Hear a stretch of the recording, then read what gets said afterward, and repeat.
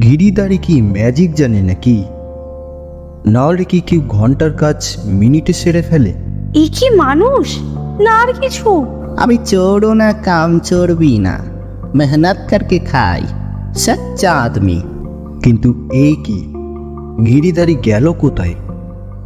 পাড়াশুদ্ধ লোক যে আজ ওকে মেরে ফেলবে, কিন্তু আদৌ কি সে জীবিত? ভয় গিরিধর হার্ট ফেল করেনি তো?